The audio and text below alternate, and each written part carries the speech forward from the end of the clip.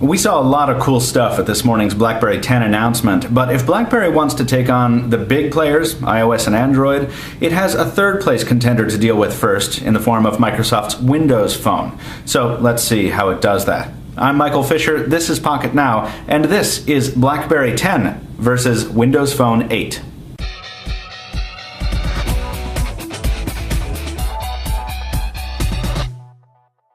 Okay, so just like our BlackBerry versus Android comparison from just a couple hours ago, the BlackBerry versus Windows Phone comparison starts at the lock screen, and the differences also start there. But there are a lot more similarities in this example. They both slide effectively from the bottom. You really can't slide Windows Phone from the top too well.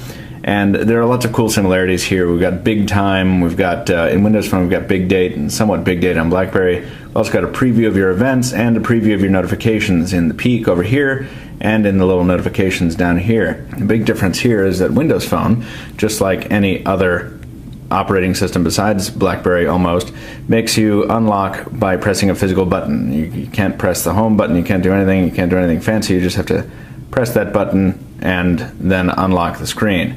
With BlackBerry, if you watch our Android video or our first hands-on, you'll be familiar with this. You can just drag a finger up from the bezel and you have unlocked your device, which we think is pretty awesome.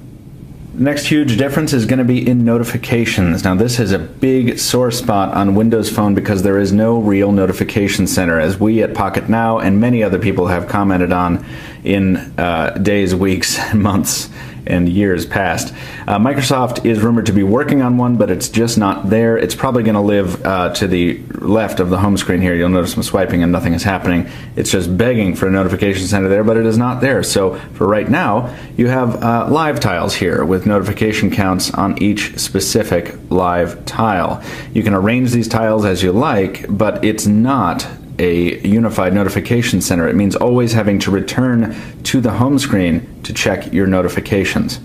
The situation on BlackBerry really couldn't be any more different. In addition to the peek functionality, which lets you see your message counts from any app, even if you're on the home screen. And the home screen is one thing, but if you're inside, say, the settings application, you can just slide up and peek, see if any of those are worth it to you. No, I don't really want to check any of those, I'll go back to the app. But if something does pique your interest, you can, peek, I didn't mean to do that. You can continue the movement just by dragging over to the right here, and you have the BlackBerry Hub. Now this is currently set to Twitter, but I'm going to go ahead and hop into the hub itself, and now this is a unified list of everything that I've built into the hub, which includes email accounts, Twitter account, Facebook account, etc., etc. And this is accessible from any point in the OS. And then if you want, you can filter those by, say, you can take them out of its unified state.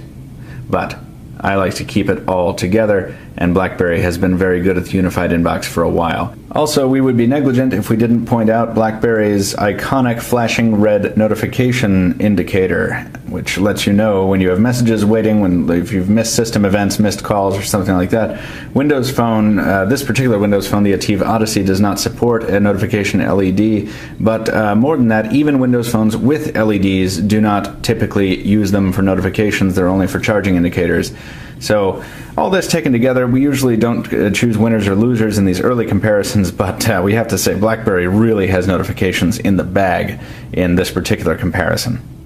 So what about local search? Well, on Windows Phone 8, there is no local search. You notice there is a dedicated search button which takes you to Bing, which is a really nice shortcut there, and you can search the internet for, say, something like Pocket Now for all your smartphone and tablet news needs, but it only searches the web. And if we look, we can get local results, and that's nice, and we can get media and photos of our logo and stuff, and you can buy shopping. I guess we have something to do with women's lacrosse. I don't know, but there are no local results at all. You cannot search the device. If you want to search the device for a contact, you have to go into the People Hub. If you want to search for something in Foursquare, you have to jump into Foursquare, jump into Facebook. You have to go in. You have this very siloed experience on Windows Phone. If you're searching for something, you have to make sure you're in the right place before you start your search. That is not at all the case on BlackBerry 10. If you'll notice, if you unlock the device, you have a search option here, front and center, very similar to the Bing shortcut there, and that persists whether you're in the app drawer or on the home screen. It does go away if you hop into an app, but that is always accessible via the hub functionality, And, well, actually we started a search there, but there it is down below. You can do a search, and we'll go ahead and do Pocket Now. Once again, let's see what kind of results we get. Oh, if we spell it right, we get much better results. Pocket Now. Boom, and there we have all of our mail, all of our contacts with Pocket Now in the name, any mention of Pocket Now on the device. There's just a bevy of results there, which is very, very handy. And then, of course, you can filter your search as you see fit. We're having all kinds of complicated conversations about device features here. Let's just do something simple and launch an app. So on Windows Phone, you'll notice the home screen ribbon here. These live tiles are not just indicators for notifications, but they're also shortcuts to apps. So let's just hop into Foursquare, because that's what we did last time. There's our splash screen, and the app goes ahead and starts. Now, since we have no system search, we can't search for an app and just jump right into it, but that's a very simple way of doing it. Come back to the home screen, and there that is. To do the same thing on BlackBerry 10, of course, we have a couple different choices. We can just hop into the app drawer and tap on the app and launch it, and that's just fine. But you'll notice it is also right there because it's one of our recently used apps on the home screen here. So if it's an app you use all the time, like say Foursquare, you're jumping around and checking in places, and it's always there because you want people to know where you are. You just go ahead and tap it right from there, and you can launch it from there. Or if for some reason it's not there, you can't find it, you don't want to, you really like typing things, you just go ahead and type Foursquare, and there it is. It finds it in the application, it finds a contact about Foursquare, it finds messages relating to Foursquare, and you can expand that search if you want to, but really I just want to open the app, boom, just like that.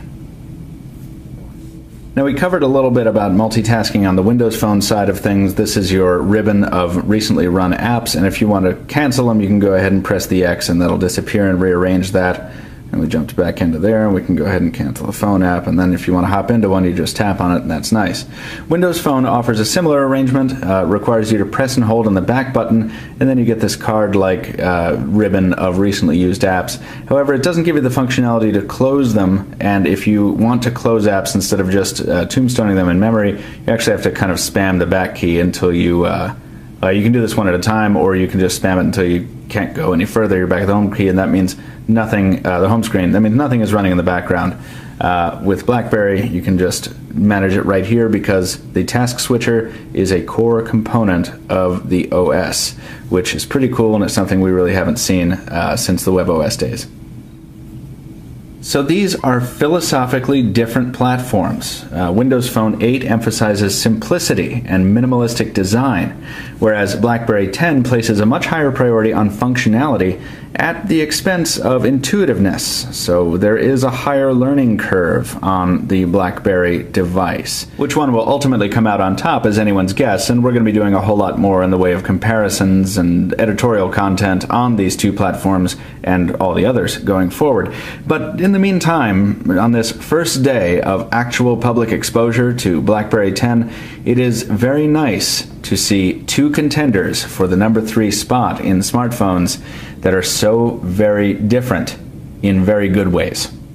Lots more to come on BlackBerry 10, folks, so visit us in the links in the description below. I'm Michael with Pocket Now. Thanks for watching.